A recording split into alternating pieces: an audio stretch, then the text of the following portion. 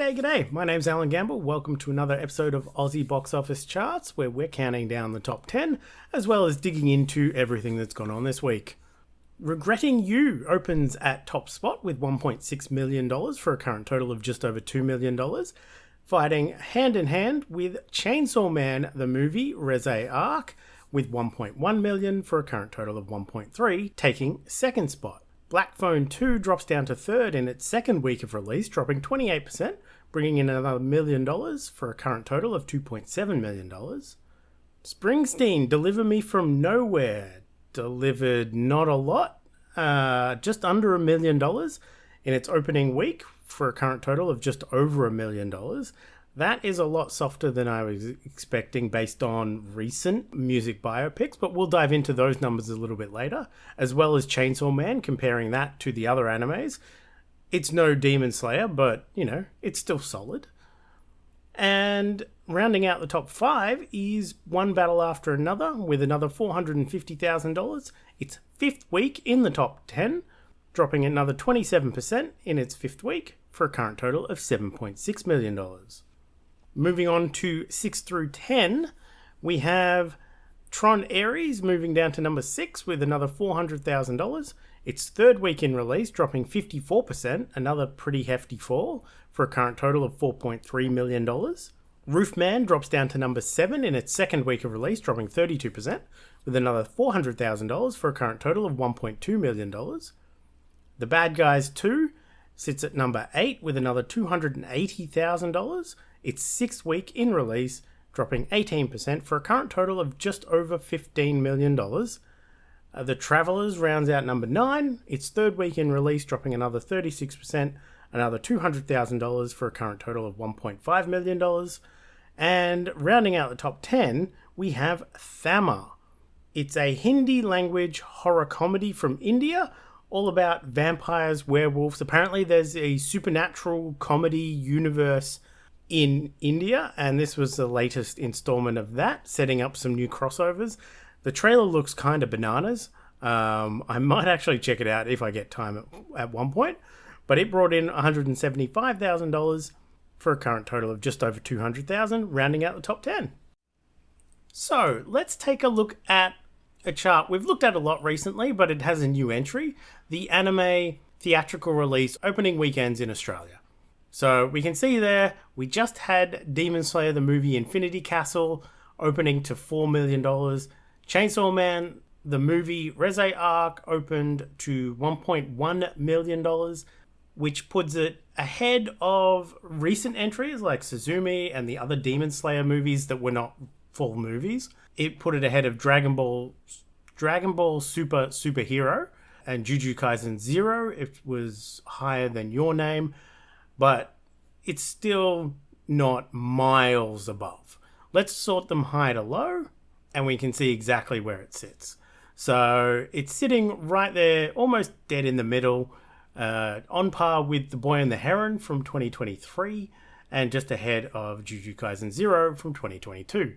So it's not at that the $1.8 to $2 million range of Demon Slayer, the movie, Mugen Train, or Pokemon, the first movie. Certainly not on the level of Infinity Castle, but it's also not, Yu-Gi-Oh!, Susume, Your Name, which I love those movies, don't get me wrong, but it didn't bring in that type of crowd. Let's dive over to music biopics.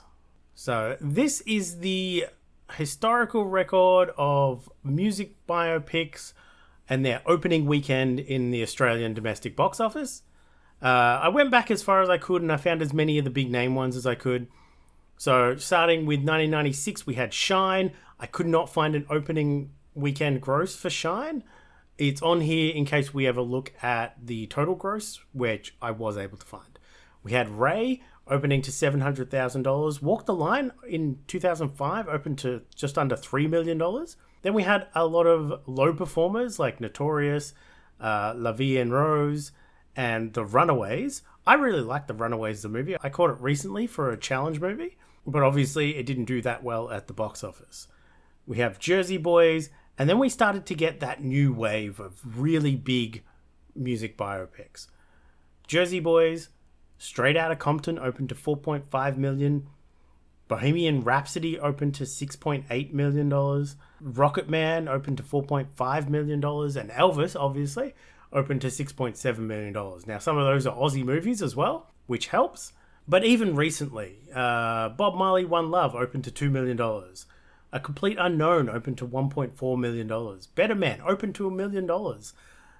And that was considered a massive flop. Springsteen, Deliver Me From Nowhere, opened to less than Better Man. That's not ideal for a movie of that scope of what they were hoping for, I'm sure. Let's sort them high to low so we can see where it sits. So you can see here, we've got the upper echelon of Bohemian Rhapsody and Elvis. Then there's a second tier of Straight Outta Compton and Rocketman.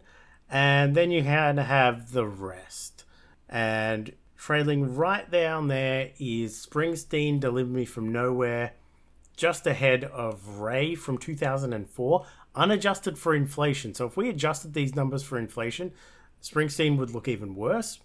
But yeah, there we go. That's the music biopics. I was expecting a lot more from Springsteen. I expected it to open at least $1.5 million. But not the case. Not the case for poor Bruce Springsteen. But yeah, that's the specialty charts for this week. Looking at the top 10 for 2025. So the top 10 movies of 2025 calendar releases. No changes again this week. Bit of a slow time of the year until we ramp up again at Christmas. But Minecraft movie stays at number 1. Lilo and Stitch at number 2. Jurassic World Rebirth at number 3. How to Train Your Dragon at number 4. F1 the movie at number 5. Superman rounds out number 6. Mission Impossible The Final Reckoning is sitting steady at 7. The Fantastic Four First Steps is at number 8. Number 9 is Paddington in Peru. And number 10 is Bridget Jones' Mad About the Boy. That is how the top 10 currently stands as we sit. Alright, time to move on to upcoming releases. Starting theatrically with wide releases on the 30th of October. First up, we have Begonia, the latest from director Yorgos Lanthimos, starring Emma Stone and Jesse Plemons. This one being about a pair of conspiracy theorists who kidnap a big-time CEO because they think she's an alien or a lizard person, who knows.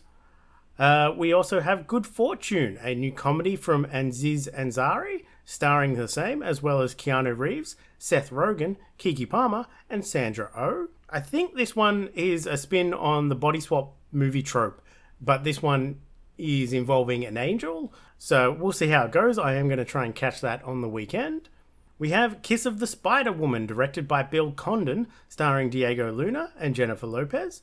And no, this is not a new Sony Spider-Man spin-off movie. We have Shell, a new horror thriller from director Max Minghella, starring Elizabeth Moss and Kate Hudson. And in limited releases, so check your local and smaller cinemas, we have Deeper, a new documentary from New Zealand, directed by Jennifer Peedham, about Richard Harris, the well-known cave diver who played a key role in the Thailand cave rescues. We also have Balabi, the Epic, the latest big-budget Telugu language movie out of India, directed by S.S. Ramjumali, who last gave us the pretty insane RRR in 2022. So I think that one's going to pull in some big numbers for an Indian movie in this. I'll be looking out for that one. I might try and catch it. It depends what my schedule on the weekend looks like.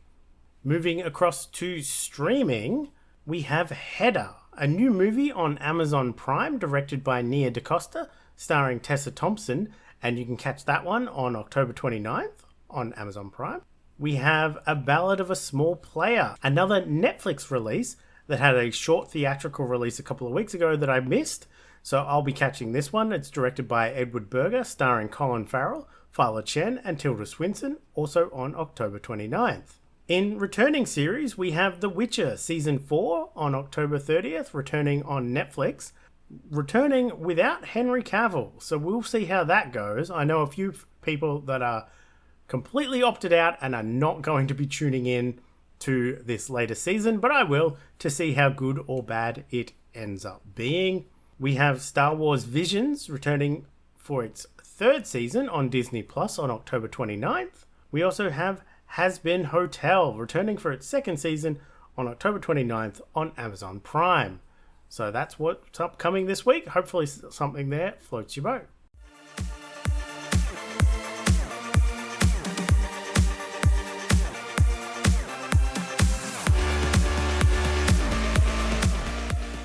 Alright, while I watched 6 movies last week, only 4 were challenge movies, so let's dive into what I caught.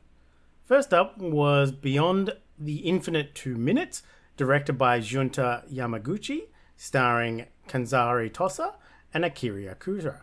A small indie feature out of Japan that I chose to watch because everyone else seemed to be watching it as well for the challenge, and it was on my Hidden Gems watch list for many years. It's from 2022 and it's a light, fun version of something like Primer, where someone discovers a TV that shows 2 minutes into the future.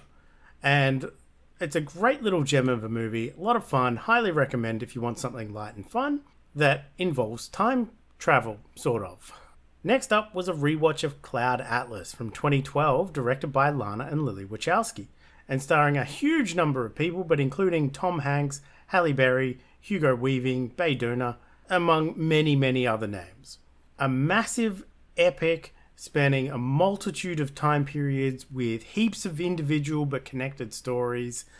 A fascinating watch. For a movie that's almost 3 hours long, it does not feel like it for me because there's so many things happening. An amazing movie in scope and scale. I'm glad I rewatched it because I loved it when I first watched it, and then I loved it again now. Moving on was Days of Thunder from 1990, directed by Tony Scott, starring Tom Cruise, Robert Duvall, and Nicole Kidman. A young upstart ventures into the NASCAR races, and a fun 90s classic action sports drama occurs. A simple, fun time, very of its time, but has some great classic scenes, some solid racing sequences for a movie made of that era. You know, it's Tony Scott in the peak 90s. They know what they were doing. Finally was One of Them Days from 2025, directed by Lawrence Lamont and starring Keke Palmer and SCA. Part of my 2025 catch-up list, and a really solid oddball buddy cop style comedy. Has a lot of fun with this one. Strong comedy for the year for 2025, but is it the best comedy? We will find out when I wrap up with my end of the year lists, and I'm starting to put together slowly now. So we'll see how we go. That's what I watched for this week's movie challenge.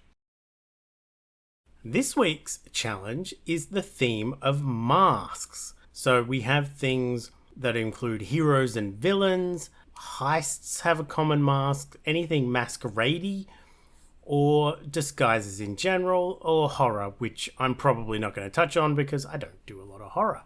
There's a few examples there. We've got Eyes Wide Shut, Face Off, Fletch, Black Phone, The Green Hornet, The Incredibles, but let's have a look at my shortlist, which has things like Batman and Robin, The Son of the Mask. We have things like Judge Dredd, Elephant Man, Amadeus. We could do Signature Move or The Watchmen. Vesper apparently would count. And we got things like The Town that I might do a rewatch of, or Altered Carbon re-sleeved. So we'll see how we go. But that is it for me this week. I'm going to try and catch Good Fortune on the weekend, and we'll see how Bugoni does compared to Yorgos Lanthimos' other movies. We'll check all those numbers and crunch those numbers next week. Hopefully we have a bit more of an exciting week. I would love for something to break into the top 10, but we're not there yet. I think we'll have to wait until maybe November. There might be some things that start to pop up into the top 10, like Wicked Part 2. But yeah, that's it for me this week. Have a good one. Watch more movies. I'll see you next week. Bye.